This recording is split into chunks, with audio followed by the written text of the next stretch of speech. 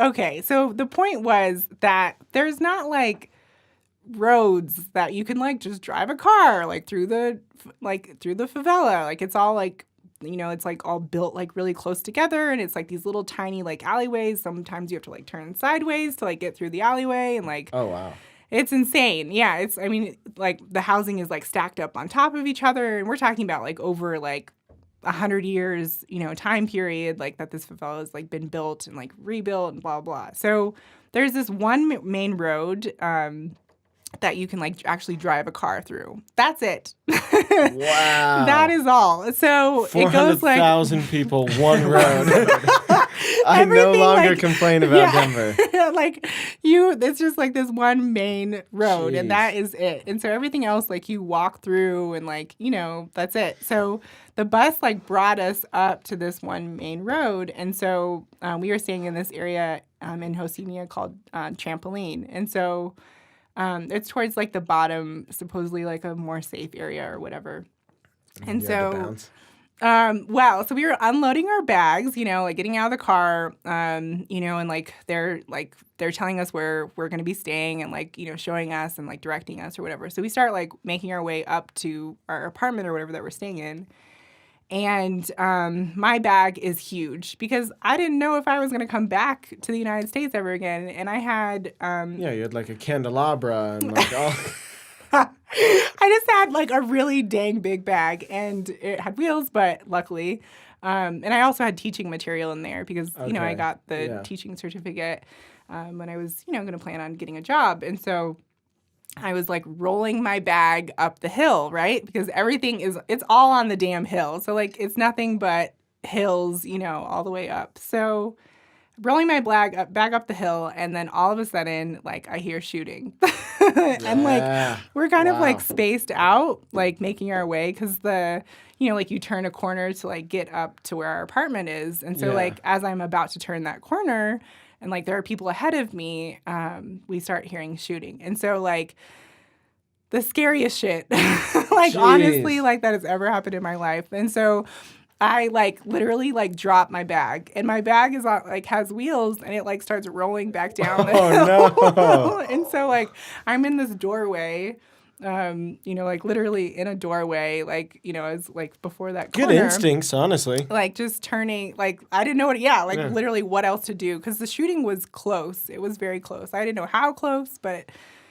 I mean, I've heard gunshots before. Like, it was close. So I just stay my ass in this, like, doorway literally for, like, 20 minutes. And so the shooting, like, does not stop, like, back and forth for, like, 20 minutes. And so it was truly insane. And so, like, finally, like, I, like, was so scared I could have pissed myself, like, literally. And, like, my bag, like, didn't roll all the way back down the hill, but, like, it rolled, like, a little bit of ways for me. And, like, I was, like, scared to go and, like, grab my bag and, like, so I just, like, sat there. It went on for probably, like, 20 minutes, but I still sat there, like, for a good amount of time, like, after, in the doorway.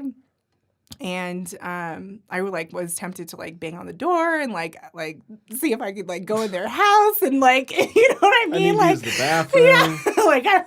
like literally.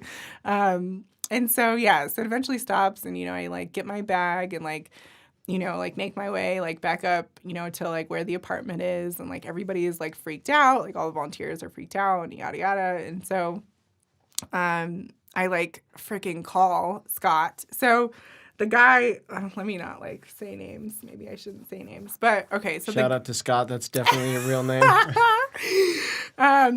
So the guy that owns or started Project Favela is actually from Colorado, which is, like, super crazy. And so, he's from Colorado, and he just so happens to not be in town when this happens. And so I haven't met him yet, because he just happened to be back in Colorado. And so, or like wherever he was. Yeah. And so I call him, I'm like cussing his ass out. Like, what are you talking about? Like, you said this was safe. Like, oh, this is not safe. Like, there was a shooting and it was like for 20 minutes and blah, blah, blah. Like, I was freaking out. And so, because it's like, what have I gotten myself into, And so He's like, you're fine. Like, he's totally like a Gavin, like nonchalant, like no big deal. Like, everything is all good. Like, you're fine. Like, you didn't get shot. Yeah, Yeah, that was the first thing I was thinking is Yeah, like, if I was him, I'd be like, did you get shot? Yeah. Then you're safe. Yeah, he's like telling me about like how his son like runs around, in this favela, and like, like his son is young, and like he was like telling me like all these things to calm me down. So it turns out that was one of the worst. Actually a muffler shop. It's just a car backfiring. No. Yeah.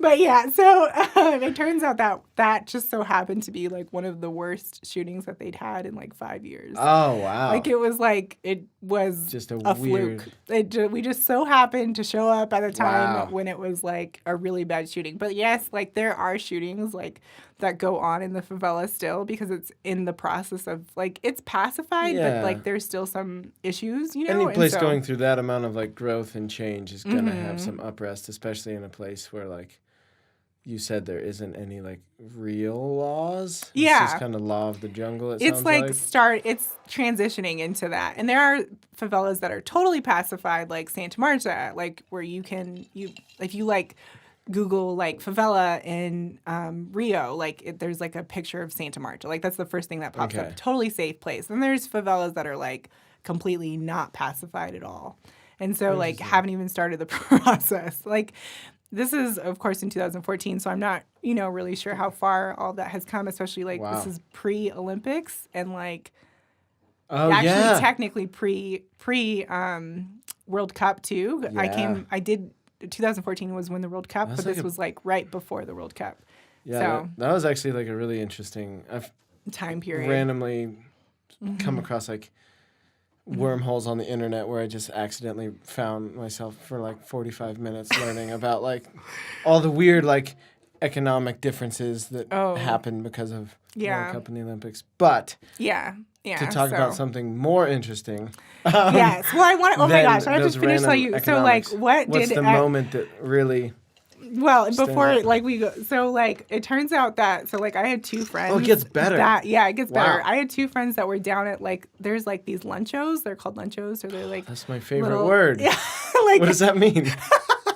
They're just like these little lunch like cafes that are just like tiny little like. Who's down to make a luncho in Denver? That's the most hipster sounding thing. They're just like that would be successful. Right away. Rhino luncho. Yeah, Yeah. It's just like a street corner, and it has like you can get like juice and like the mistudo that I was like talking about, and like just like pastry, like just little stuff like that. Yeah. So my two friends, Claire and Hector, were at this luncho that was at the bottom, and like literally they had to like dive like to the side, like underneath the seats, because like the cop that was like literally behind them, like, so they told me the story like when they got up to the apartment, obviously, and so like the cop was like behind them. That was shooting towards like the drug lord, and so they had to like literally dive under the chairs. So they were like literally in the crossfire. Yeah, under the seats, and like had to like stay down for like a good. It was truly insane. So